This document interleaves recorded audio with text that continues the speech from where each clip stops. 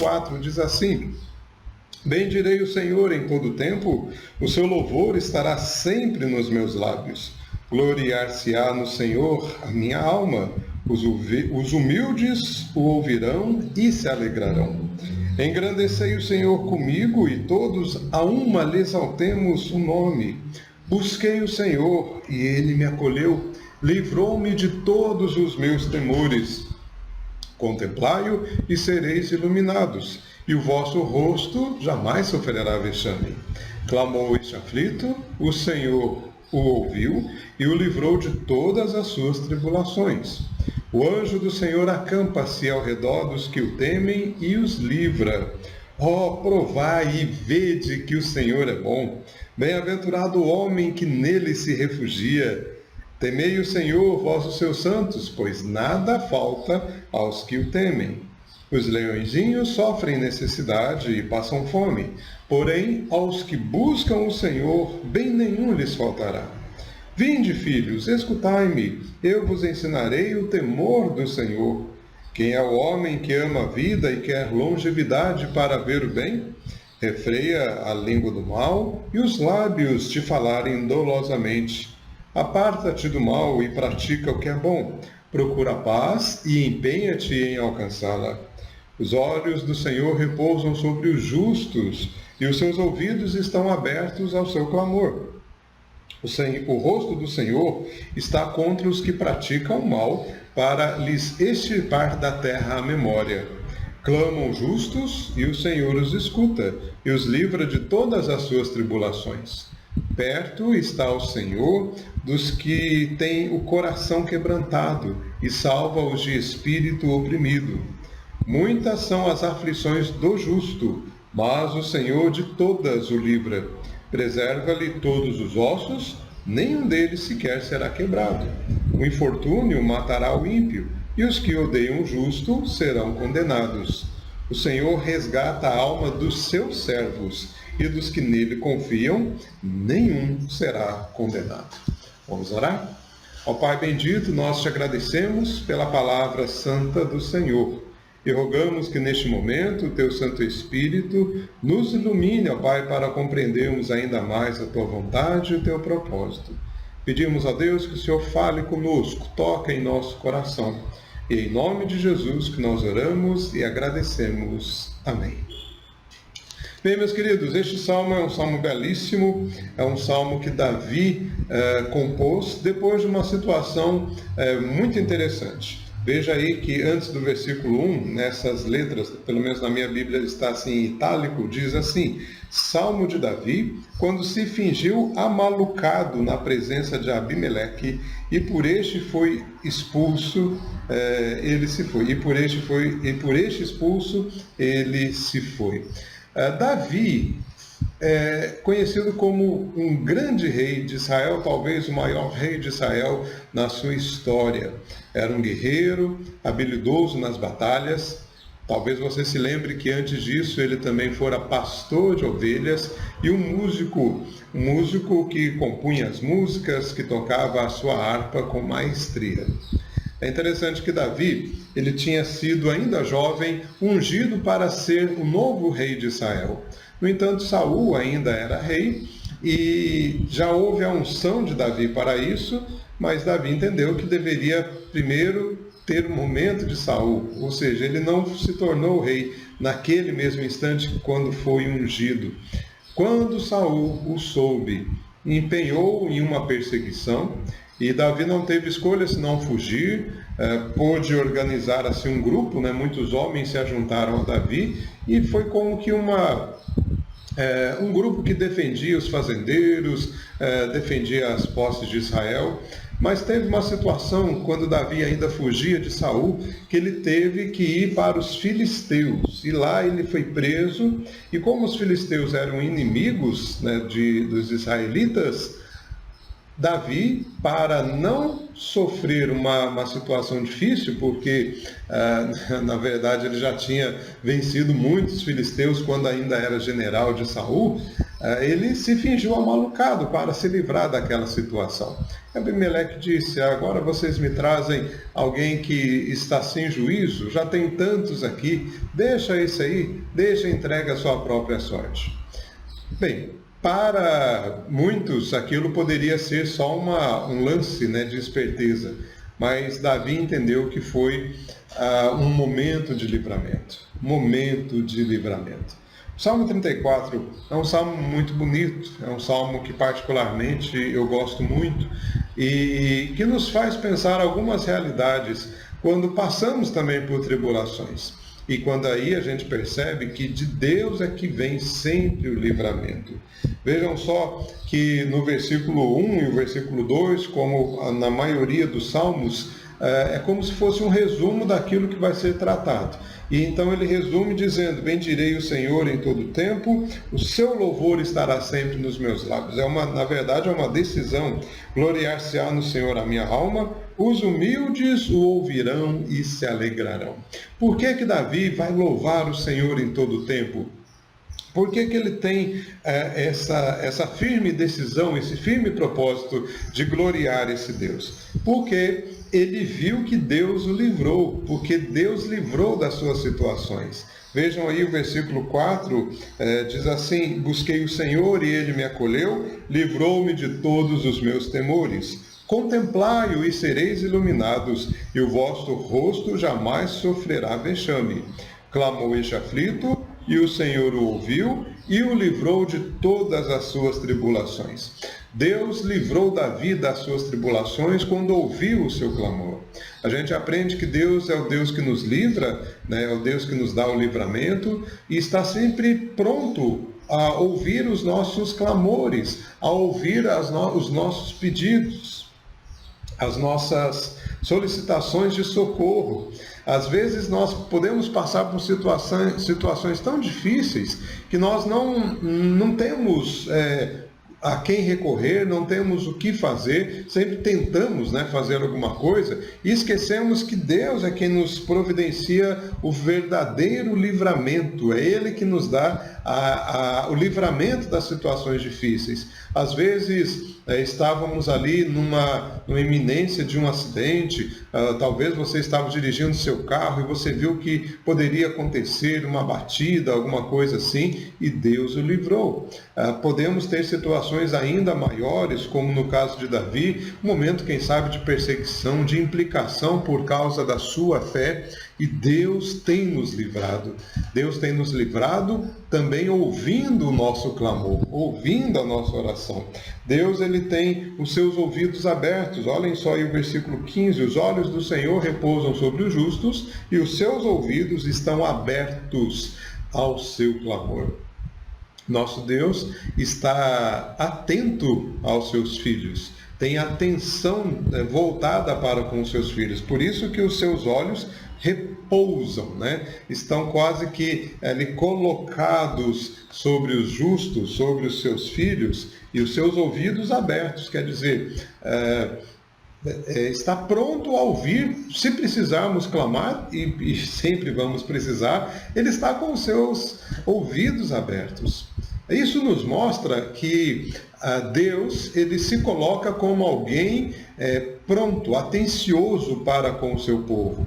É diferente da construção da ideia de um Deus difícil, de você tem que fazer isso, tem que fazer aquilo, senão Deus não vai te ouvir, ou seja, dependendo aí de favores. Esse Deus que requer favores para que tenha a atenção dele voltada a você, é o Deus da mitologia, é o Deus pagão, são os deuses que na verdade nem existem, são invenções da mente humana.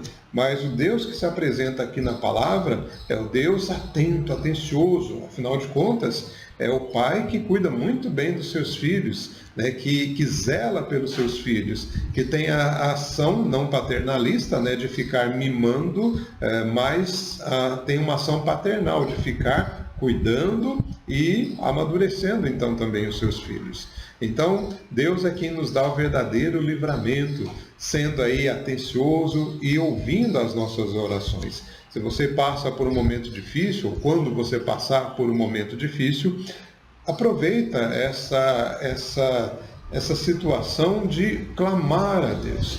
Não deixe de clamar ao Senhor, busque ao Senhor. Também desconstrua a ideia de que você tem que estar perfeito, tem que estar tudo certo para Deus te ouvir. Deus nos chama como nós estamos. É claro que sempre temos coisas para trabalhar e devemos trabalhar isso, desconstruir em nossa vida coisas difíceis, mas temos que construir um relacionamento sadio para com Deus. Vejam só que Deus nos livra, Deus nos dá o verdadeiro livramento, porque além de nos dar a sua atenção, ouvindo também o nosso clamor, é o Deus que tem prazer em estar presente. Ele está presente e tem prazer nisso. Vejam o versículo de número 7, o anjo do Senhor acampa-se ao redor dos que o temem e os livra. É o Deus que envia o seu anjo. Eu gosto muito desse termo acampar, quer dizer que ele vem estar ali ao nosso redor, que meio que morando, né? Meio que fazendo uma residência, ou montando um acampamento, que ainda tem mais um linguajar de militar, um linguajar de estar morando, mas vigilante, né? Estar ali, mais atento a tudo que vai acontecer. Meus queridos, o povo de Deus tem a promessa do cuidado de Deus, da presença de Deus e do envio dos seus anjos, ou do anjo acampando e livrando de todas as suas situações. Vejam aí também no versículo de número 18, perto está o Senhor dos que têm o coração quebrantado. Meus queridos, Deus está perto, Deus está sempre perto, Deus não se distancia, Deus não ignora o seu povo, como nós já vimos, não ignora o seu clamor, não ignora as suas orações, e Deus ainda está próximo, perto. Podemos ver lá em João, no capítulo 1, que diz que o Verbo se fez carne e habitou entre nós. Jesus se fez carne e habitou entre nós. Habitar ali é um termo muito semelhante deste acampar, ou tabernacular, ou fazer morada. Esteve conosco, morou conosco, esteve entre nós. Isso é algo que nos deixa assim maravilhados. Porque quem somos nós para recebermos tamanha atenção e ainda mais termos a presença do Senhor perto da gente? Bem, nós não somos mais do que meros pecadores que fomos amados por esse Deus infinito, por esse Deus maravilhoso, por esse Deus que é grande em misericórdia. Mas, meu querido, talvez ainda venha uma questão. A questão é, se Deus nos livra, por que na verdade Deus permite que passemos por situações difíceis? Porque, meus queridos, é a maneira pela qual a gente vê o cuidado, a bondade e a oportunidade de sermos trabalhados por Deus. Versículo 8 diz, provai e vede que o Senhor é bom. Bem-aventurado o homem que nele se refugia. Temei o Senhor, vós os seus santos, pois nada falta aos que o temem. Os leõezinhos sofrem necessidade e passam fome, mas os que buscam o Senhor, bem nenhum lhes faltará. Versículo de número 17, clamam os justos, o Senhor os escuta, os livra de todas as suas tribulações. Agora, presta atenção de novo no verso 18. Perto está o Senhor dos que têm o coração quebrantado e salva os de espírito oprimido. Por que Deus permite as situações? Porque as situações difíceis, porque é aí que a gente vê que Deus é bom, a gente prova da bondade de Deus, aí que a gente tem a experiência de clamar, ou da experiência de oração, mas também porque é a forma que Deus trabalha em nós para termos um coração quebrantado e um espírito oprimido. É para retirarmos de nós mesmos toda arrogância, toda soberba, não sermos levados por um pensamento de grandeza humana ou mundana, mas de entendermos que o nosso Deus é grande e Ele nos beneficia com a sua presença e com a sua bênção. Muitas podem ser as dificuldades, mas o Senhor nos livra de todas as tribulações, como diz o versículo 6, livrou de todas as suas tribulações. Meus queridos, Deus permite sim que passemos por tribulações. Deus permite sim que passemos por situações difíceis, mas para que provemos da bondade dele, para intensificarmos a nossa vida de oração, mas também para Deus trabalhar em nós, para termos um coração humilde, para termos um espírito oprimido, um coração quebrantado. Você já deve ter percebido que, vez ou outra, todos nós, às vezes, vamos por caminhos, né, achando que nós somos bons, que nós merecemos aquilo. Meus queridos, Deus vai sempre trabalhar no coração do seu povo para que entenda que a humildade é o caminho que a gente deve trilhar. Temos que caminhar sabendo que Deus é o Deus que nos fortalece, é o Deus que nos sustenta, é o Deus que, quando nos coloca ou permite que a gente passe por tribulação, é para aprendermos a depender sempre dele. Mas tudo isso só é possível por causa do justo. E eu gostaria de chamar a sua atenção para o versículo 19. Versículo 19 até o 21, que diz assim: muitas são as aflições do justo. Veja que aqui o salmista ele muda o termo. Antes eram os justos, né? E agora ele passa para o singular, o justo. Mas o Senhor de todas o livra. Vejam aí o versículo 20, olha só: preserva-lhe todos os ossos, nenhum deles sequer será quebrado. Nós lemos há poucas semanas aí, um mês e pouquinho, quando estávamos estudando o Evangelho de João, de que Jesus, quando morre na cruz, cumpriu-se a palavra dizendo que nenhum osso seria quebrado. E aqui está a questão. E aí você já deve ter percebido que o versículo 19, 20 e 21 fala de Jesus. Versículo 21, infortúnio matará o ímpio, mas os que odeiam o justo serão condenados. Que justo que é esse? O Senhor Jesus Cristo. Ou seja, as tribulações que nós passamos, que Deus permite que passemos, mas temos a certeza do cuidado de Deus, da atenção de Deus, dele ouvir o nosso clamor, da presença dele, de experimentar a sua bondade, de intensificar a nossa vida de oração, de podermos aí ter um coração humilde, porque Deus trabalha em nós. Tudo isso é possível, esse relacionamento com Deus é possível por causa do justo, porque o justo veio até nós, o justo nasceu, o justo cresceu, o justo se entregou naquela cruz, derramou seu precioso sangue, ressuscitou ao terceiro dia, subiu aos céus, está à direita de Deus Pai Todo-Poderoso, intercede por nós, enviou o seu Espírito Santo para nos guiar, para nos fortalecer, para nos consolar, para nos animar. É por causa do justo, é por causa de Jesus que temos a promessa de que o Senhor nos livra de todas as tribulações. Que você descanse nessa verdadeira promessa, nessa palavra preciosa. Vamos orar? Pai bendito, muito obrigado a Deus pela palavra do Senhor e rogamos que neste momento o Teu Santo Espírito continue a aplicar essa verdade maravilhosa em nossos corações. Que aqueles, ó Deus, que passam por muitas aflições, por muitas situações difíceis, percebam agora, ó Deus, a Tua atenção e o anjo acampado ao redor deles os livrando. Ó Pai, livra o Teu povo de todos os seus temores, que o Teu povo não seja vencido pelo medo, mas esteja caminhando de fé em fé, pois o justo vive pela sua fé. Fortalece, ó Deus, a Tua igreja espalhada na face da terra, dando a Deus ânimo, dando ao Pai amado maturidade, dando a Deus empenho e disposição para que proclamem a Tua palavra e realizem as obras necessárias. Obrigado a Deus, em nome de Jesus que oramos. Amém. Muito obrigado, meu querido, mais uma vez pela sua atenção. Que Deus te abençoe ricamente e até o nosso próximo encontro.